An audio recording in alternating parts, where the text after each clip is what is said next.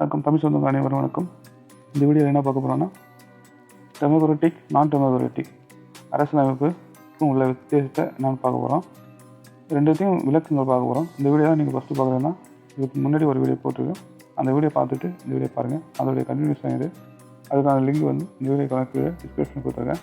இந்த வீடியோ நீங்கள் இப்போ தான் முதல்ல பார்க்குறீங்கன்னா நம்ம சேனல் நீங்கள் சப்ஸ்கிரைப் பண்ணுறீங்க. இந்த பெல் ஐக்கான ஆள் கொடுத்துங்க. நான் போட வீடியோ உங்களுக்கு நோட்டிஃபிகேஷன் வரும். அந்த வீடியோக்குள்ளே போகலாம்.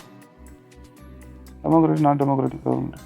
டெமோக்ராட்டிக் நான் டெமோக்ராட்டிக் கவர்மெண்ட் அப்படின்னா என்னென்னு விளக்கமாக பார்க்கலாம். அங்கே ஃபஸ்ட்டு டெமோக்ராட்டிக் கவர்மெண்ட்னா பெரும்பான்மையாக மக்களால் தேர்ந்தெடுக்கப்பட்ட இந்த நாட்டுக்கான சட்டத்துக்கு அந்த பெரும்பான்மையான மக்களால் தேர்ந்தெடுக்கப்பட்ட இந்த பிரதிநிதி அந்த நாட்டுக்கான சட்டத்தை ஏற்றுவார்.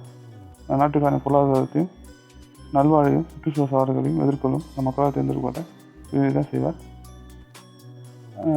அடுத்தது வந்து பார்த்தா நான் டெமோக்ராட்டிக் கவர்மெண்ட்னா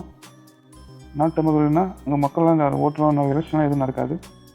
மக்களால் தேர்ந்தெடுக்கப்படாத தலைவர்கள் நியமனமாக கருதப்படும் வகையில் தேர்ந்தெடுக்கப்படாத ஒரு அரசாங்கம் அமைப்பு நாட்டு மகிழ்ச்சி அளிக்கிறது சொல்கிறாங்க. அதாவது பார்த்திங்கன்னா மன்னராட்சி, அதிபராட்சி, இந்த சர்வாதிகார ஆட்சி இந்த மாதிரி இருக்கும் இல்லையா. அதான் அந்த நாட்டுக்கான சட்டத்தையும் மக்களுக்கான சட்டத்தையும் அவங்க தான் ஏற்றுவாங்க. அவங்க ஏற்ற சட்டம் தான் நாடும் மக்களும் கடைபிடிக்கணும் அப்படின்னு சொல்லுவாங்க.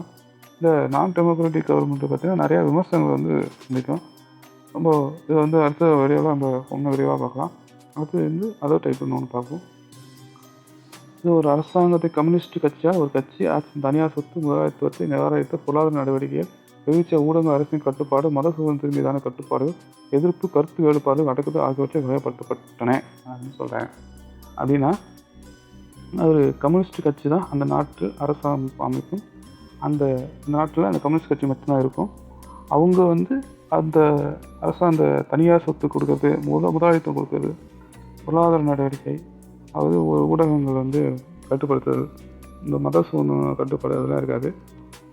மக்களுக்கு என்ன தேவையோ அதை வந்து அவங்க வந்து ஏற்றுவாங்க. மக்களுக்கான ஆட்சியை அவங்க நடத்துவாங்க. இதுக்கான விளக்கம் இன்னும் ஆற்றி விட்டு முதல்ல பார்க்கலாம். நம்ம தேங்க்யூ ஃபார் வாட்சிங்.